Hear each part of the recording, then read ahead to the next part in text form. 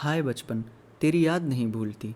यह कच्चा टूटा घर, यह पुआल का बिछौना, वह नंगे बदन नंगे पांव खेतों में घूमना, आम के पेड़ों पर चढ़ना, सारी बातें आंखों के सामने फिर रही हैं। चमरौधे जूते पहनकर उस वक्त कितनी खुशी होती थी, अब फ्लेक्स के बूटों से भी नहीं होती। गरम पनुए रस में जो मज़ा था वह अब गुलाब के शरबत में भी नहीं, चबेने और कच्चे बेरों में जो रस था वह अब अंगूर और खीरमोहन में भी नहीं मिलता। मैं अपने चचेरे भाई हल्दर के साथ दूसरे गांव में एक मौलवी साहब के यहाँ पढ़ने जाया करता था। मेरी उम्र 8 साल थी। हल्दर, वह अब स्वर्ग में निवास कर रहे हैं, मुझसे 2 साल जेठे थे। हम दोनों प्रातःकाल बासी रोटियां खा दोपहर के लिए मटर और जौ का चबेना लेकर चल देते थे।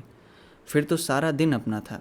मौलवी साहब के यहाँ कोई हाजिरी का रजिस्टर तो था नहीं और न गैर हाजिरी का जुर्माना ही देना पड़ता था। फिर डर किस बात का।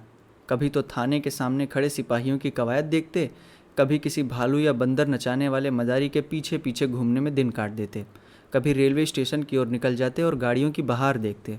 गाड़ियों के समय का जितना ज्ञान हमको था उतना शायद टाइम टेबल को भी न था। रास्ते में शहर के एक महाजन ने एक बाग लगवाना शुरू किया था। वहाँ एक कुआं खुद रहा था। वह भी हमारे लिए एक दिलचस्प तमाशा था। बूढ़ा माली हमें अपनी झोपड़ी में बड़े प्रेम से बैठाता था।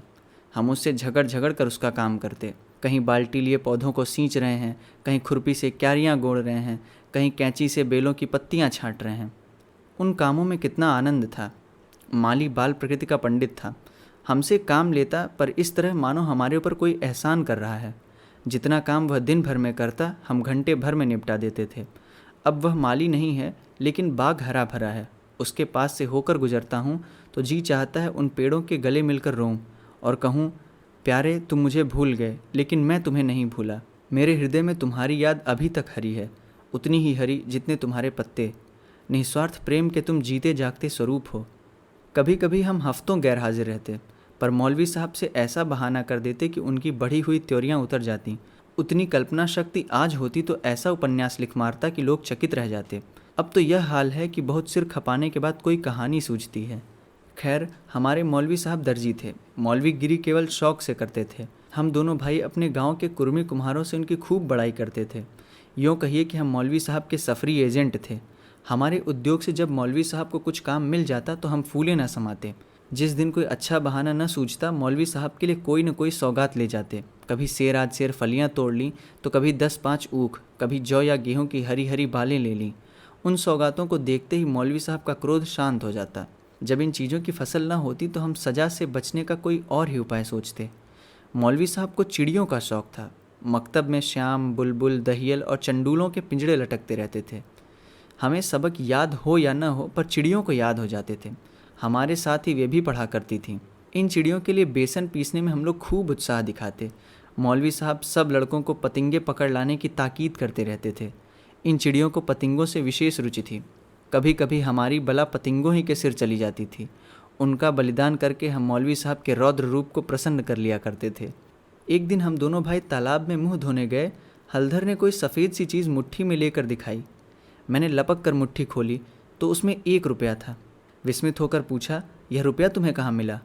हल्दर ने कहा, अम्मा ने ताक पर रखा था, चारपाई खड़ी करके निकाल लाया। घर में कोई संदूक या अलमारी तो थी नहीं। रुपए पैसे एक ऊंचे ताक पर रख दिए जाते थे। एक दिन पहले चचा जी ने सन बेचा था, उसी के रुपए जमींदार को देने के लिए रखे हुए थे। हल्दर को न जाने क्यों कर पता लग गया। जब घर के सब लोग काम धंधे में लग गए तो अपनी चारपाई खड़ी की और उस पर चढ़कर 1 रुपया निकाल लिया। उस वक्त तक हमने कभी रुपया छुआ तक न था। वह रुपया देखकर आनंद और भय की जो तरंगे दिल में उठी थीं, वे अभी तक याद हैं। हमारे लिए रुपया एक अलभ्य वस्तु थी। मौलवी साहब को हमारे यहाँ से सिर्फ 12 आने मिला करते थे। महीने के अंत में चचा जी खुद जाकर पैसा दे आते थे। भला कौन हमारे गर्व का अनुभव कर सकता है। लेकिन मार का भय आनंद में विघ्न डाल रहा था। रुपए अनगिनती तो थे नहीं, चोरी का खुल जाना मानी हुई बात थी। चचा जी के क्रोध का भी मुझे तो नहीं, हल्दर को प्रत्यक्ष अनुभव हो चुका था। यूँ उनसे ज़्यादा सीधा साधा आदमी दुनिया में न था। चचा ने उनकी रक्षा का भार सिर पर न रख लिया होता तो कोई बनिया उन्हें बाजार में बेच सकता था। पर जब क्रोध आता तो फिर उन्हें कुछ न सूझता। और तो और चची भी उनके क्रोध का सामना करते डरती थी। हम दोनों ने कई मिनट तक इन्हीं बातों पर विचार किया और आखिर यही निश्चय हुआ कि आई हुई लक्ष्मी को न जाने देना चाहिए। एक तो हमारे ऊपर संदेह होगा ही नहीं, अगर हुआ भी तो हम साफ इनकार कर जाएंगे। कहेंगे हम रुपया लेकर क्या करते। थोड़ा सोच विचार करते तो यह निश्चय पलट जाता। और वह विभत्स लीला न होती जो आगे चलकर हुई। पर उस समय हम में शांति से विचार करने की क्षमता ही न थी। मुंह हाथ धोकर हम दोनों घर आए और डरते डरते अंदर कदम रखा। अगर कहीं इस वक्त तलाशी की नौबत आई तो फिर भगवान मालिक हैं। लेकिन सब लोग अपना अपना काम कर रहे थे, कोई हमसे न बोला। हमने नाश्ता भी न किया, चबेना भी न लिया, किताब बगल में दबाई और मदरसे का रास्ता लिया। बरसात के दिन थे, आकाश पर बादल छाए हुए थे। हम दोनों खुश खुश मकतब चले जा रहे थे। आज काउंसिल की मिनिस्ट्री पाकर भी शायद उतना आनंद न होता। हजारों मंसूबे बांधते थे, हजारों हवाई किले बनाते थे। यह अवसर बड़े भाग्य से मिला था। जीवन में फिर शायद ही वह अवसर मिले, इसलिए रुपए को इस तरह खर्च करना चाहते थे कि ज़्यादा से ज़्यादा दिनों तक चल सके।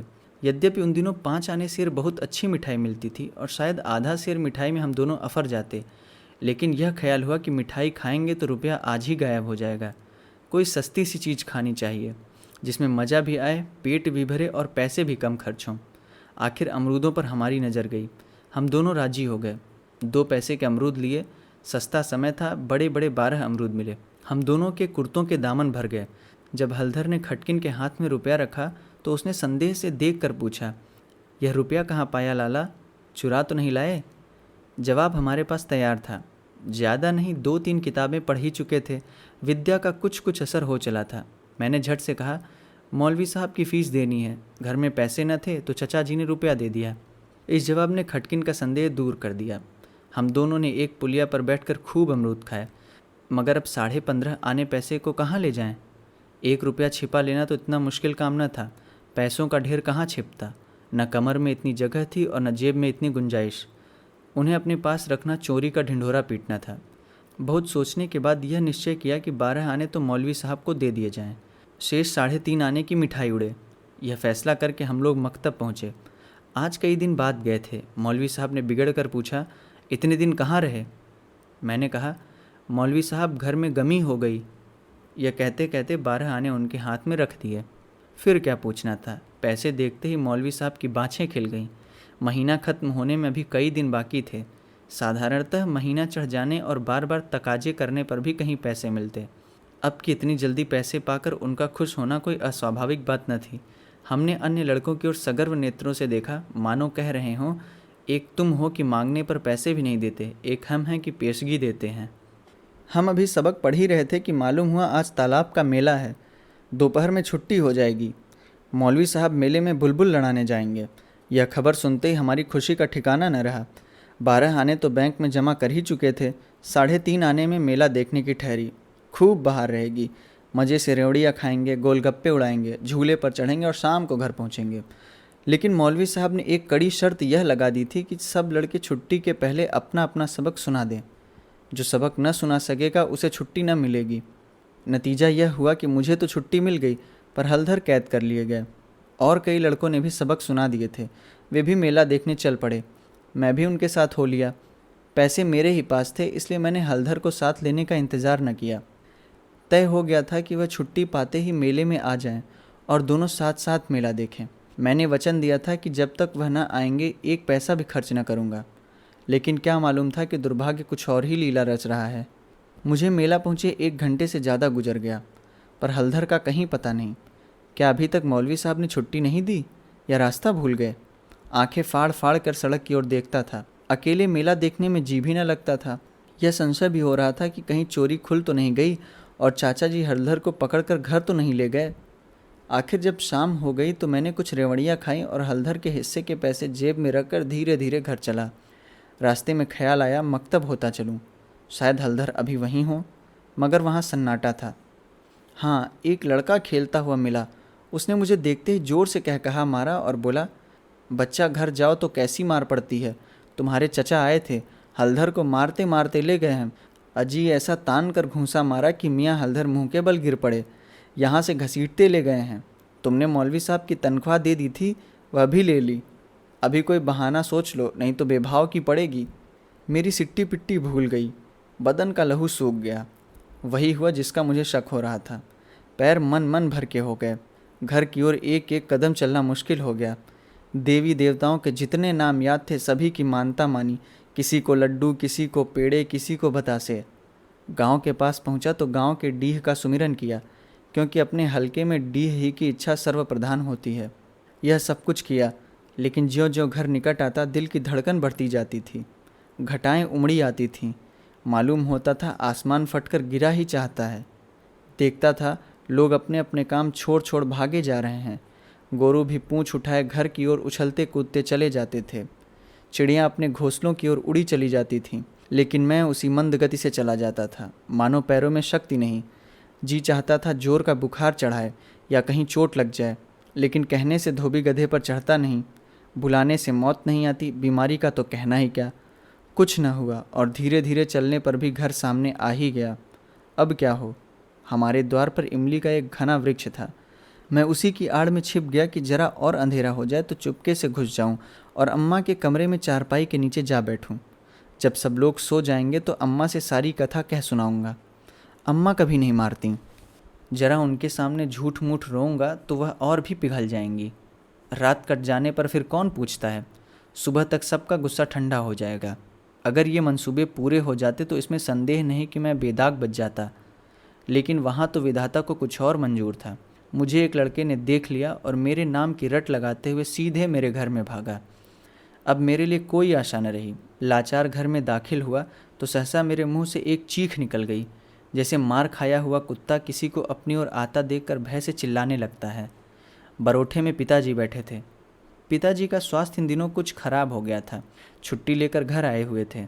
यह तो नहीं कह सकता कि उन्हें शिकायत क्या थी, पर वह मूंग की दाल खाते थे और संध्या समय शीशे की गिलास में एक बोतल में से कुछ उड़ेल उड़ेल कर पीते थे। शायद यह किसी तजुर्बेकार हकीम की बताई हुई दवाई थी। दवाएं सब बासने वाली और कड़वी होती हैं। यह दवा भी बुरी ही थी, पर पिताजी न जाने क्यों इस दवा को खूब मज़ा ले लेकर पीते थे। हम जो दवा पीते हैं तो आंख बंद करके एक ही घूंट में गटक जाते हैं, पर शायद इस दवा का असर धीरे धीरे पीने में ही होता हो। पिताजी के पास गांव के 2-3 और कभी कभी 4-5 और भी रोगी जमा हो जाते और घंटों दवा पीते रहते थे। मुश्किल से खाना खाने उठते थे। इस समय भी वह दवा पी रहे थे। रोगियों की मंडली जमा थी। मुझे देखते ही पिताजी ने लाल लाल आंखें करके पूछा, कहाँ थे अब तक? मैंने दबी जवान से कहा, कहीं तो नहीं। अब चोरी की आदत सीख रहा है। बोल, तूने रुपया चुराया कि नहीं? मेरी जबान बंद हो गई। सामने नंगी तलवार नाच रही थी। शब्द भी निकालते हुए डरता था। पिताजी ने जोर से डांट कर पूछा, बोलता क्यों नहीं? तूने रुपया चुराया कि नहीं? मैंने जान पर खेल कर कहा।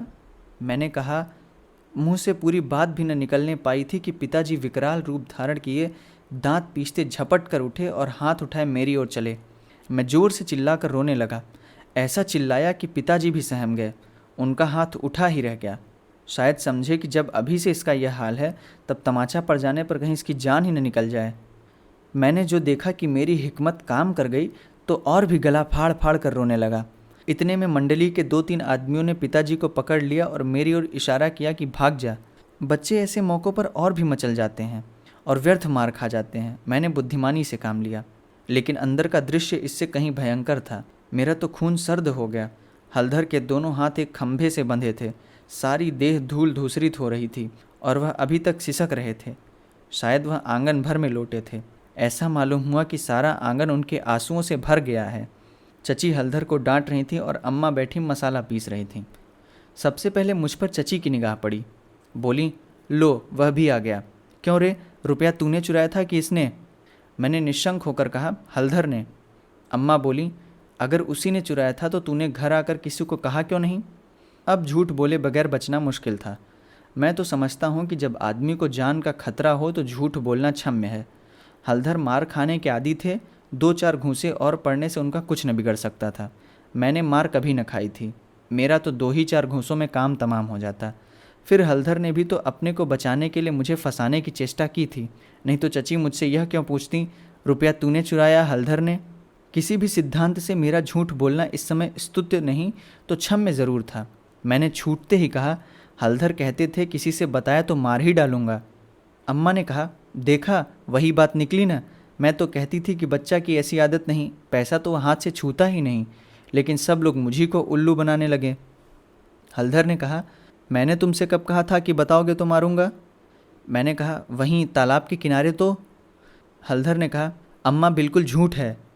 चची ने कहा, झूठ नहीं सच है। झूठा तो तू है और तो सारा संसार सच्चा है।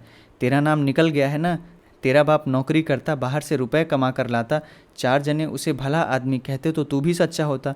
अब तो तू ही झूठा है। जिसके भाग में मिठाई लिखी थी उसने मिठाई खाई, तेरे भाग में तो लात खाना ही लिखा था। यह कहते हुए चची ने हलधर को खोल दिया और हाथ पकड़कर भीतर ले गईं।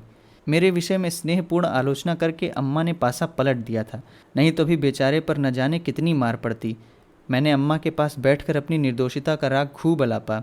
मेरी सरल हृदया माता मुझे सत्य का अवतार समझती थीं। उन्हें पूरा विश्वास हो गया कि सारा अपराध हलधर का है।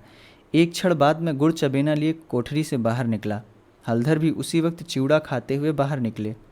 हम दोनों साथ साथ बाहर आए और अपनी अपनी बीती सुनाने लगे। मेरी कथा सुखमय थी, हलधर की दुखमय, पर अंत दोनों का एक था, गुड़ और चबेना।